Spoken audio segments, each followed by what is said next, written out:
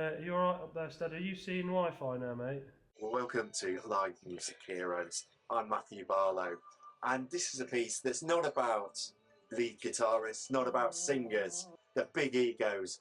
It's about the people that make things happen when it comes to the live music industry. So I've come to see an old friend in action, Nathan Keeble, who's a sound engineer. Well, it's different every time. You don't know what you're going to walk into, so I've never been in this room before. And my first impressions as you look around, it's going to be really reverberant, so you start thinking about what my problem's going to be. So the first thing that came into mind when I came in here is how I'm going to run cable from the stage all the way to the back of the room where I mix. And so I've just improvised using a mic stand to try and get the Cat 5 in. Are you alright? I know about your eye and your weird leg and your gammy ear. I know about your weird eye and your broken nose and your... I've spent some time with the band. They're a really good laugh. They're easy to get on with. They've been really accommodating. I bet that's not always the case. No. No, these guys are great. I've really enjoyed working with these. To be honest, most of that, what you might call behaviour, comes from a place of fear. You could be a big name and there could be thousands of people there listening to you, and if you are like I am today with a cold and you don't hit those notes and everyone's looking at you, if you don't hit those notes you might get a few bad reviews. The tour stops selling as well. People on the tour like myself, if the numbers drop we might not have a job. People have got mortgages. So the setup and the sound checks were going really well at the Working Men's Club at Wheelie Castle in Birmingham, but if I'd have said Manila to Keeble, it would have brought him out in a cold sweat. And I went to put the memory stick in the desk and the desk said not recognised. So I looked on the desk files, it wasn't there.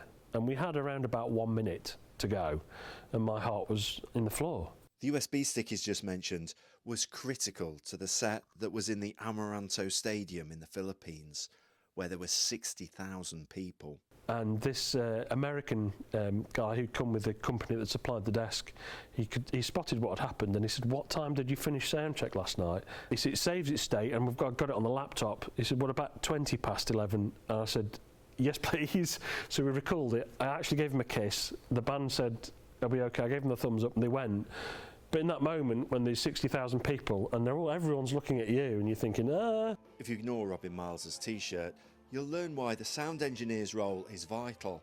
Effectively, the way we sound out front and the confidence that you have to put that across is all through the engineer and actually the relationship with the engineer. Loads of times we've worked with guest engineers, people who don't know what we do, and that can be a struggle because they don't know what we're trying to achieve, whereas you've got somebody trusted, an engineer that works with you all the time. They know where the solos are, where the things need to be up, down, whatever, and it just becomes a much better production because of that. You're a bass player. Are you envious of these musicians? Do you sometimes, when you're doing the sound checks, think, wish it was me on stage? No, that's a really good question. No, I don't. I have played with this band and I do still play. But I enjoy both. I think they're both as artistic and expressive if you approach it correctly. So I enjoy engineering. I worried actually about becoming a sound engineer and making my hobby my job, because I didn't want it to ruin the magic and spoil it for me. The hard thing, I find it hard to play because I have to take my engineer head off. I don't find it hard to engineer and take my bass playing head off, and it gives me advantage as an engineer to have played, because I understand what it feels like. I know what they need in their monitors, what they need to hear to come back, how they want that. I get it.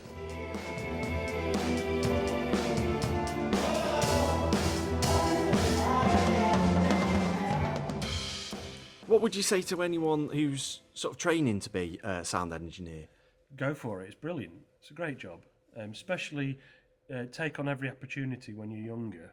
My motto was say yes, hang up quickly, just say yes, and hang up quickly, and then panic, because it will be fine.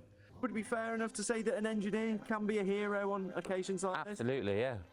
Because if something goes wrong on stage, I've seen Keeble run to fix something, and he disappears again, and the problem's gone.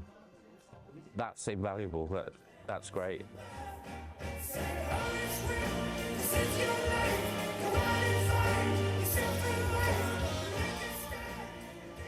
Explosive Light Orchestra put on a cracking show. They definitely did ELO's work justice. But an important part in all of this was top-notch sound engineering. If you enjoyed this, then like and subscribe. And if there's a live music hero you can think of, just let me know.